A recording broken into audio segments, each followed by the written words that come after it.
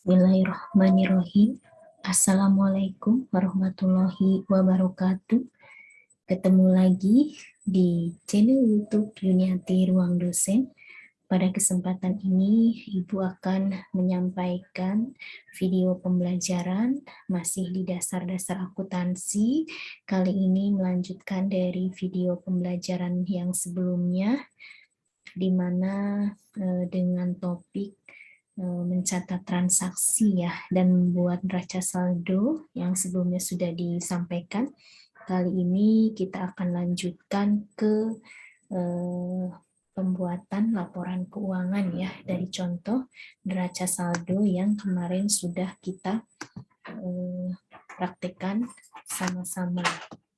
Nah, di sini di neraca saldo yang sebelumnya Anda bisa simak.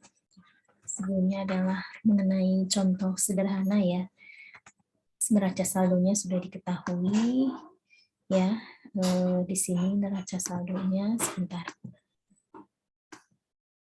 Sini untuk neraca saldonya kasnya 12.750 ya, bahan kebersihannya 1.000, kemudian perlengkapan 15.000, utang dagang 3.000, modal dewi 25, pendapatan 5.000, ya, beban gaji 2.000, listrik 500, beban air 250, beban bahan kebersihan 1.500, total debit kreditnya 33.000. Nah, di sini sebelum kita bahas untuk laporan keuangan ya yang akan kita susun diantaranya adalah rugi laba, neraca atau posisi keuangan ya, kemudian laporan ekuitas dan laporan arus kas. Nah, sebelumnya kita ketahui setelah transaksi dicatat ya dan diikhtisarkan ya, maka pada akhirnya pemilik modal tentunya membutuhkan informasi di sini terkait dengan laporan keuangan, diantaranya apa yang dibutuhkan adalah bagaimana hasil operasi usaha dalam satu periode, kemudian berapa laba atau rugi yang diperoleh perusahaannya. Tentunya itu bisa dilihat dari laporan laba rugi. Kemudian juga bagaimana komposisi harta yang dimiliki perusahaannya dan dari mana sumber kekayaan tersebut. Apakah perusahaan mempunyai kewajiban yang harus diselesaikan? Nah, ini kita bisa lihat di neraca atau posisi keuangan. Kemudian pemilik modal juga membutuhkan informasi tentang apakah modal usaha bertambah ya atau sebaliknya justru berkurang gitu kan ya. Nah, ini tentunya nanti akan dilihat pada laporan ekuitas atau laporan perubahan modal. Nah, kemudian juga pemilik modal juga memerlukan informasi tentang apakah tersedia dana yang cukup gitu ya bagi perusahaan untuk membayar kewajiban jatuh tempo dan membayar beban usaha. Tentunya nanti di sini kita bisa lihat di laporan arus kas ya. Nah, jadi di sini informasi yang dibutuhkan pemilik modal sebagai salah satu pemakai ya dapat diperoleh tentunya dalam sebuah laporan keuangan. Nah, di sini laporan keuangan haruslah meliputi diantaranya laporan laba rugi ya atau income statement ya. Kemudian laporan ekuitas pemilik ya atau statement of owner equity ya. Kemudian neraca atau balance sheet gitu ya. Kemudian laporan arus kas atau bahasa Inggrisnya cash flow statement. Nah, ini nanti kita akan membuat laporan keuangan secara sederhana lanjutan dari hasil neraca saldo yang sudah kita buat di video yang sebelumnya. Baik, sebelum ke laporan laba rugi, nah Ibu sampaikan terlebih dahulu bahwa laporan laba rugi ini adalah laporan ya hasil usaha yang menandingkan atau matching konsep gitu ya, antara pendapatan dan beban. Jadi di laporan laba rugi nanti itu ada akun pendapatan dan beban. Nah, penandingan ini akan menghasilkan kelebihan dari salah satu sisi. Nah, jika laporan laba rugi terdapat kelebihan pendapatan gitu ya dibandingkan dengan beban, maka kelebihan itu disebut dengan laba bersih ya, atau net income atau net profit gitu ya. Artinya perusahaan atau usaha tersebut mengalami profit atau untung. Nah, sebaliknya jika laporan laba rugi terdapat kelebihan beban, artinya beban lebih besar daripada pendapatan gitu ya, maka kelebihan itu disebut dengan rugi bersih atau net loss. Nah, penandingan antara pendapatan dan beban ini itu tentunya dilakukan dalam satu periode akuntansi. Nah, nanti di laporan laba rugi yang kita buat nanti, ini kita akan lihat apakah yang dihasilkan gitu ya, apakah perusahaan mengalami laba atau mengalami rugi gitu ya. Nah, kita lihat di sini tadi Ibu sudah sampaikan bahwa di laporan laba rugi itu ada akun pendapatan dan beban ya. Kita lihat dari neraca saldo.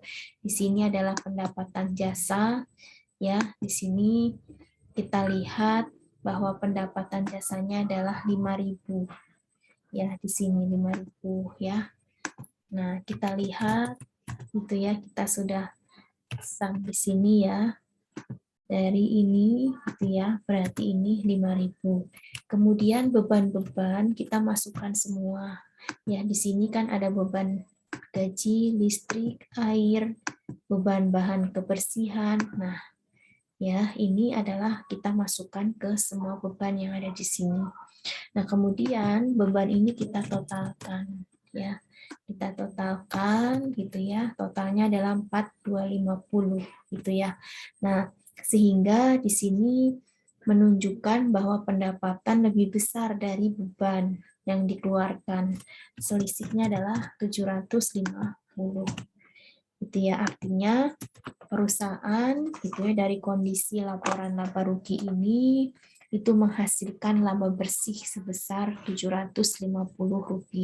Nah, artinya di sini bahwa sebagai pemilik modal tentunya kita bisa mengetahui berapa sih laba atau rugi gitu ya yang diperoleh oleh usaha dari jasa ini dari laporan keuangan, yaitu di laporan laba rugi gitu ya. Nah, ini salah satu manfaat ya adanya laporan keuangan seperti itu. Nah, dari kondisi ini peningkatan laba ini mempunyai pengaruh ya, yaitu tentunya akan meningkatkan ekuitas. Nah, ekuitas ini adalah modal ya, akan meningkatkan modal pemilik ya, ekuitas pemilik modal dalam periode tersebut gitu ya. Urutan daftar beban yang terdapat dalam laporan gitu ya dapat berbeda-beda tiap perusahaan. Ada yang menggunakan metode mengurutkan berdasarkan besarnya beban ya, dan ada pula yang mengurutkan beban tersebut berdasarkan tingkat kedekatan kepentingan beban tersebut dengan kegiatan usaha. Ya, jadi di sini ini usahanya mengalami profit ya, dengan nilai net income atau net profitnya adalah Rp750. Nah, baik, selanjutnya adalah ke laporan ekuitas pemilik ya. Nah, di sini tentunya sebelum ke laporan ekuitas pemilik ya, Ibu akan menyampaikan bahwa laporan ekuitas pemilik ini ya, merupakan laporan yang memberikan informasi perubahan modal pemilik tentunya dalam jangka waktu tertentu. Nah, di mana dalam laporan ini harus menjelaskan 3 aspek. Yang pertama adalah investasi awal pemilik. Nah, ini ya investasi awal pemilik. Kemudian yang kedua adalah penambahan sebagai akibat dari adanya tambahan investasi pemilik dan terjadinya laba usaha. Nah, dari contoh ini yang kemarin kita sudah kerjakan dari pencatatan sampai dengan raca saldo ya, di sini tidak ada investasi ya, sehingga investasi ini adalah nol ya. Nah, dari modal awal 25 ini ternyata ada laba bersih yang tadi sudah kita hitung yaitu 750. Tadi Ibu sudah sampaikan bahwa adanya laba bersih ini akan berpengaruh terhadap perubahan ekuitas. Nah, sehingga laba bersih Januari 2019 gitu ya. Ini kan untuk tahun tanggal terakhir ya, 31 Januari 2019 ya. Nah, sehingga di sini laba bersih Januari kan di sini 750 yang tadi sudah dihasilkan ya di sini. Nah, ini perubahannya di sini. Nah, kemudian yang ketiga, pengurangan sebagai akibat adanya penarikan modal atau PRIF atau pembagian laba dividen. Ya, ini juga akan mengurangi modal jika ada. Nah, di dalam transaksi ini kita bisa lihat tidak ada transaksi PRIF dan tidak ada pembagian dividen di bulan tersebut ya, di bulan Januari, sehingga tidak mempengaruhi ya modal. Jadi tadi yang berpengaruh hanya dari laba bersih yang dihasilkan. Sehingga karena ada penambahan laba bersih di bulan tersebut atau di periode tersebut menghasilkan kenaikan ekuitas sebesar 750 sehingga modal Dewi di sini adalah menjadi 25.750 gitu ya. Nah, ini nanti bisa disesuaikan sesuai dengan kondisi di lapangan atau sesuai dengan soal yang kita kerjakan seperti itu. Baik. Nah, di sini laporan perubahan ekuitas ini gitu ya.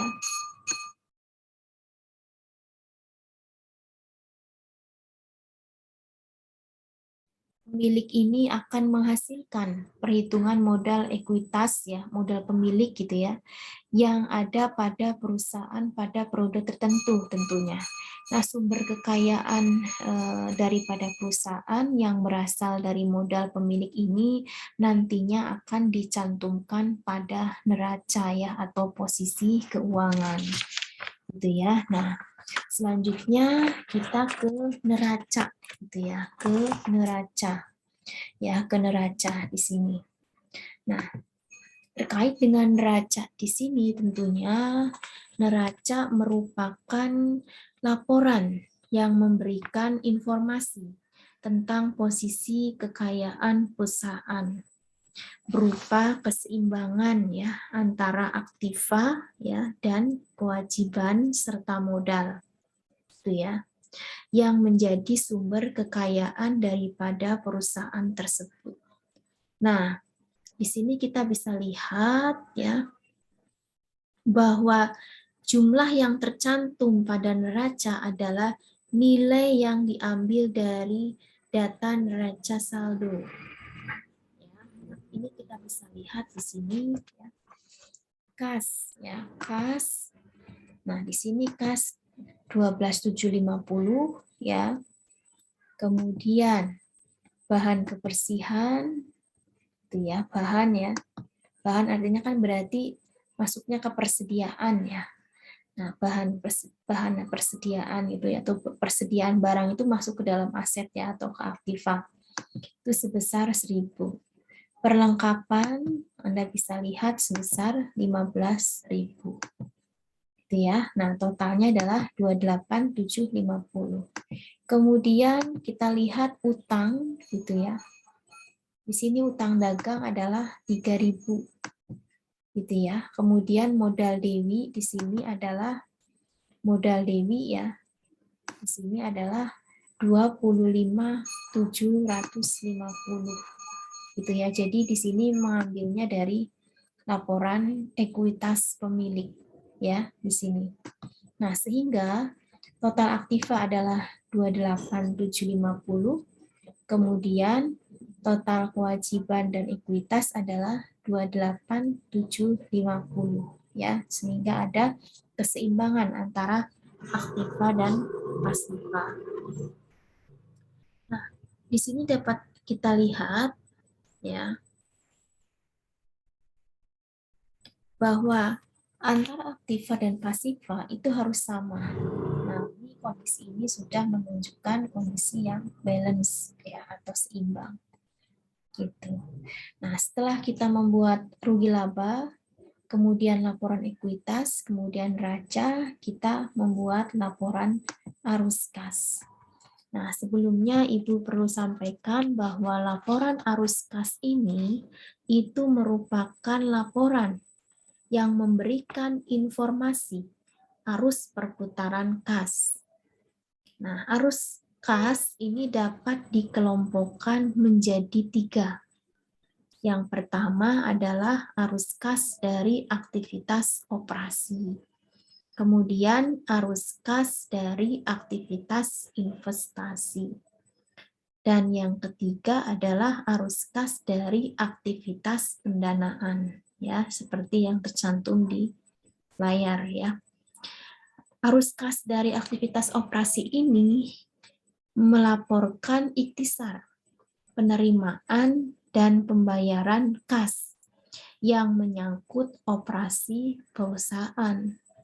Nah, Anda bisa lihat ya di laporan arus kas ini gitu ya bahwa sumber penerimaan kas itu berasal dari pelanggan dan pembayaran kas ya berkaitan dengan pembayaran beban operasi dan pembayaran kepada kreditor.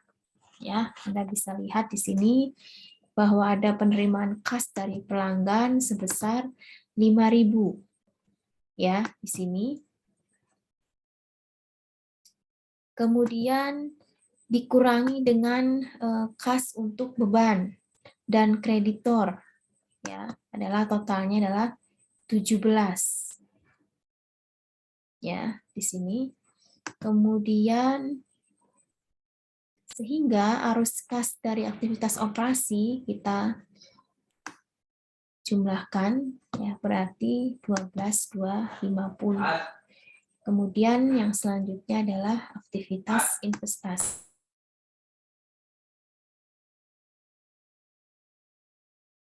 Aktivitas investasi ini ada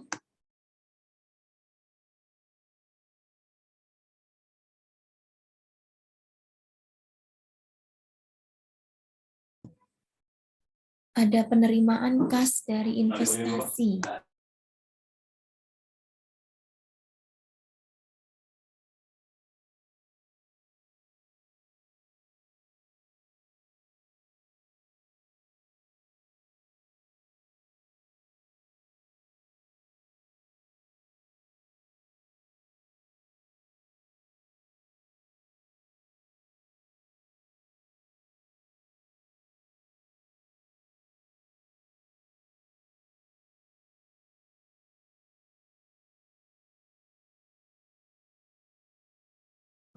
Jadi di sini aktivitas investasi dari penerimaan kas dari investasi, pengeluaran kas untuk investasi ya. Di sini kan tidak ada sehingga kosong ya. Kemudian aktivitas pendanaan. Terkait dengan aktivitas pendanaan ini terdapat penerimaan kas ya dari setoran modal pemilik tadi sebesar 25.000. Ya, sehingga arus kas dari aktivitas operasi sebesar 12.250. Kemudian arus kas dari aktivitas pendanaan gitu ya.